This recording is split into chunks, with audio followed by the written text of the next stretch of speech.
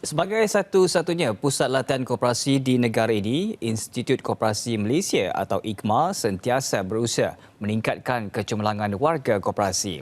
Ia seiring dengan kepentingan sektor berkenaan kepada ekonomi sekaligus mendepani pelbagai cabaran pasca pandemik. Bagi memahami dengan lebih jelas peranan institusi ini terutama dalam membangun dan memperkukuh modal insan koperasi, Bualbiz petang ini membawakan pengerusi IKMA, Datuk Wira Dr. Rosli Mat Hassan. Assalamualaikum, Datuk. Waalaikumsalam. Baik, terima kasih Datuk kerana bersama dengan Biz Malaysia pada petang ini. Terima kasih. Dan sebelum kita mula, mungkin kita nak ucapkan tahniah kepada koperasi yang menyambut ulang tahun ke-100 sepanjang bulan Julai ini juga merupakan acara untuk memperingati ataupun ulang tahun yang ke-100. Jadi Datuk, sebagai permulaannya, mungkin boleh Datuk kongsikan perkembangan terkini sektor koperasi pasca pandemik. Ya, terima kasih Saudara Kamal. Sektor koperasi dalam negara kita telah menjangkau kepada 100 tahun. Pada tahun 1922 sehingga 2022. Baik. Dan macam-macam acara dilaksanakan. Dan koperasi ini ada 3 tunjang utama dalam menggerakkan koperasi dalam negara, iaitu Suruhanjaya Koperasi Malaysia ialah sebagai satu regulator bagi pihak kerajaan, dan Institut Koperasi Malaysia sebagai badan yang menguruskan hal ehwal latihan dan kependidikan koperasi. Baik. Dan kita ada satu lagi tetapi di peringkat bukan kerajaan, tetapi dalam sokongan kerajaan, iaitu menubuhkan Apex koperasi, iaitu melalui angkasa. Jadi sepanjang 100 tahun setakat ini kita dah mempunyai 14,830 buah koperasi dan anggotanya lebih kurang dalam 7.1 anggota ahli koperasi, dan share yang telah diakumulasikan sebanyak 16-17 bilion. Perjanaan aset yang ada sebanyak 156 bilion, dan perolehan secara setakat ini sehingga 2021 bolehlah dikatakan lebih kurang dalam 37-38 bilion. Jadi melalui perkembangan semasa ini selepas pandemik kita ni, dalam pandemik memang kita mempunyai kesusahan yang banyaklah serupalah dengan sektor-sektor lain. Betul. Dan oleh kerana sektor koperasi ini adalah sektor yang agak besar, salah satu kumpulan yang memberi sumbangan kepada ekonomi negara, kita terpaksa melalui proses menyusun semula dasar-dasar koperasi. Jadi yang terakhir ialah dasar untuk dalam rancangan yang ke-12 kita perbaiki balik, dan masalah yang kedua ialah masalah tentang food security, agromakanan, dan juga revolusi perindustrian yang keempat. Jadi semua ini kerajaan telah melalui sumber kerajaan dan juga daripada sumber gerakan koperasi itu sendiri, terpaksa melalui beberapa pendekatan untuk membantu koperasi-koperasi dalam negara kita. Sebab itu kita baru buat lagi sempena 100 tahun ni, supaya 3 organisasi ini tidak boleh bercanggah antara satu sama lain. Jadi kita ada aspirasi koperasi, kita tangani di antara Suruhanjaya Koperasi Malaysia, Institut Koperasi Malaysia, dan juga AKMA ni, angkasa, supaya kita bergerak sederap selangkah bersamalah untuk membangunkan koperasi dalam negara kita. Baik, Datuk. Sebenarnya koperasi ini memberikan satu sumbangan yang amat besar kepada pembangunan ekonomi dan juga sebenarnya memberi satu kesejahteraan kepada keluarga Malaysia untuk melaksanakan ataupun menambahkan ekonomi kepada seluruh keluarga Malaysia. Dan seperti mana yang Datuk nyatakan tadi, penularan COVID-19 sejak 2 tahun lalu yang menjejaskan pelbagai sektor, tidak terkecuali sektor koperasi juga, dan difahamkan bahawa IKMA ada menjalankan kajian berkaitan impak PKP terhadap pemain industri. Jadi apa antara dapatan daripada kajian berkenaan, Datuk?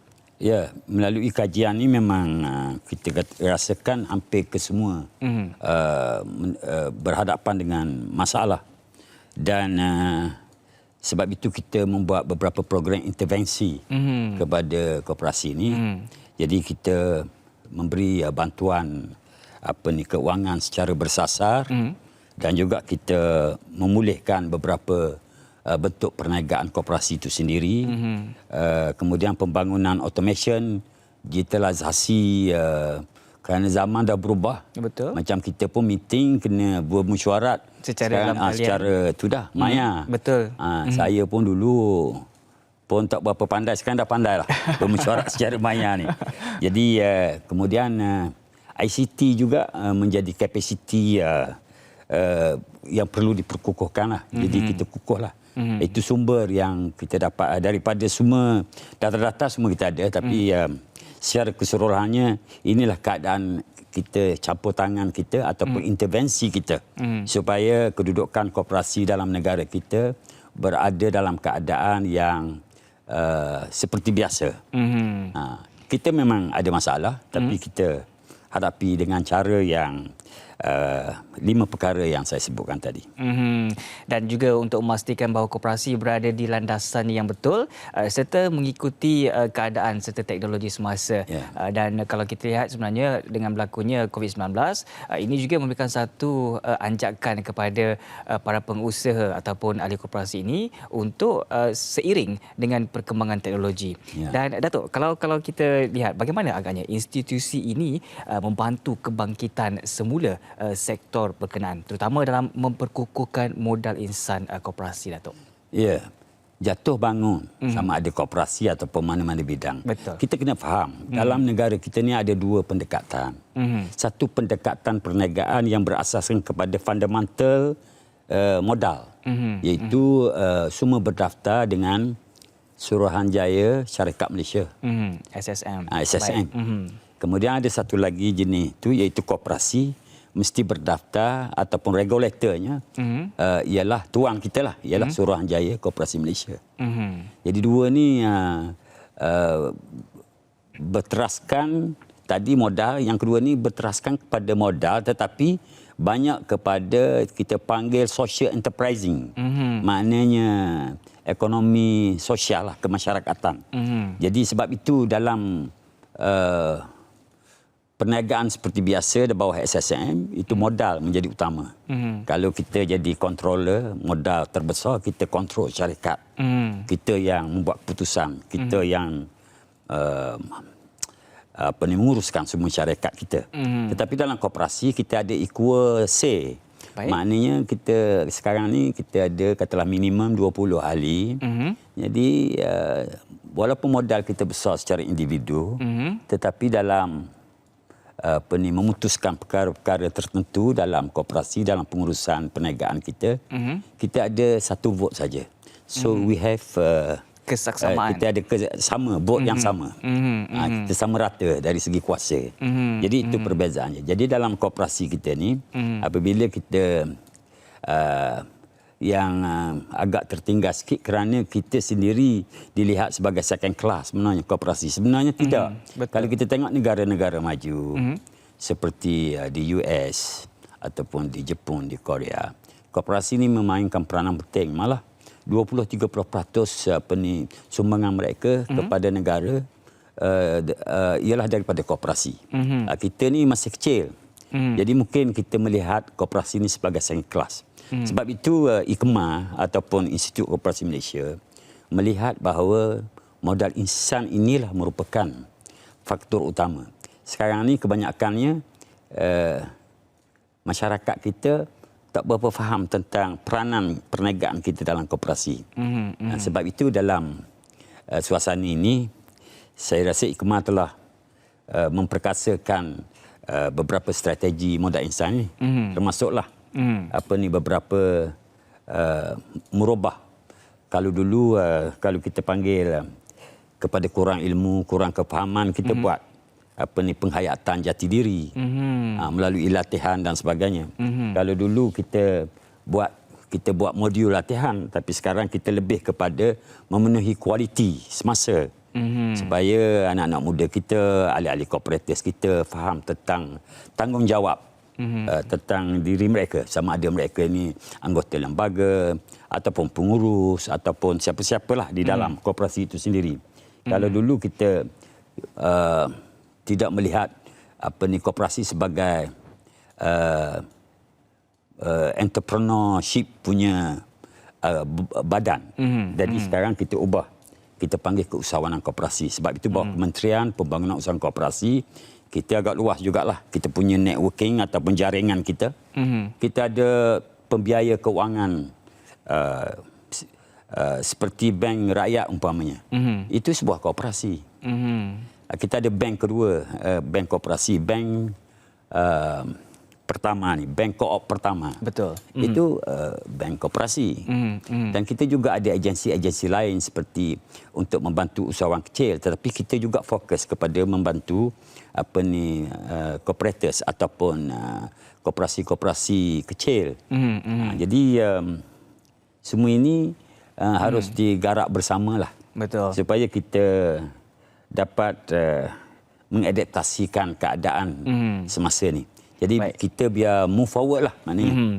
Dan kalau kita lihat sebenarnya Datuk, ekosistem dan rantaian koperasi ini memang cukup lengkap dalam memperkukuh dan juga memperkasakan usahawan dan juga untuk mencambahkan ekonomi. Kita nak tanya juga berkenaan dengan institusi ini dan juga cabaran-cabaran yang didepani oleh IKMA sendiri. Tapi sebenarnya kita akan tanyakan selepas ini Datuk. Kita berehat seketika. Baik, jadi untuk anda semua teruskan kesetiaan bersama kami di BIS Malaysia. Berehat seketika kembali selepas ini. Kembali dalam BIS Malaysia, kita masih lagi bersama dengan tetamu undangan di studio, Pengerusi IKMA, Datuk Wira Dr. Rosli Mat Hassan yang membincangkan tentang topik memperkukuh modal insan koperasi. Baik, Datuk ada menyatakan tadi berkenaan dengan institusi serta kursus yang dilaksanakan. Kita nak tahu dalam menjalankan program latihan dan juga pendidikan terhadap gerakan koperasi, apa antara cabaran yang dihadapi dan juga bagaimana ia ditangani? Ya. Memang tugas Institut Koperasi Malaysia, IKMA kita ni memang menguruskan latihan, pendidikan kepada cooperators, kepada ahli-ahli koperasi kita. Baik. Tetapi masalah kita ialah masalah kita tidak menguatkuasakan beberapa sektor latihan ini. Zaman dulu-dulu, sesiapa yang menghadiri kursus di IKMA, dia secara automatik selepas itu dilantik sebagai, dia panggil ahli macam ahli lembaga pengarah lah. Betul. Kita panggil anggota lembaga. Kita panggil ya.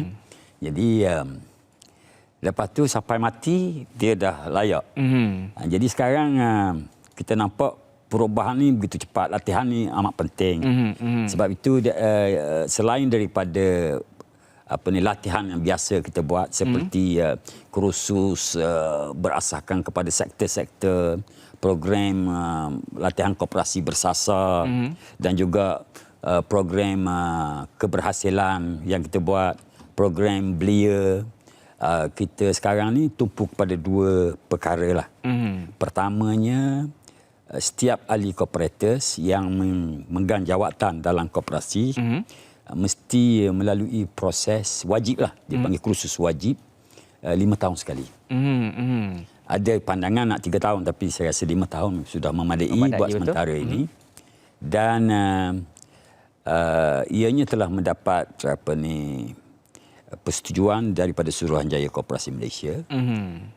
Maknanya kalau dia dalam proses penyambungan dan sebagainya, kalau dia tidak ada kita kata sijil lah kononnya, menghadiri kursus daripada menghadiri kursus 5 tahunan ni, maka dia akan tergugur dengan sendirinya menjadi kooperatif. Jadi saya dengan cara ini kita bukan nak memaksa, tetapi kita lebih kepada mendidik supaya ahli kooperatif ni kita akan bimbing mereka. Jadi adalah penting kursus wajib ni untuk ahli kooperatif.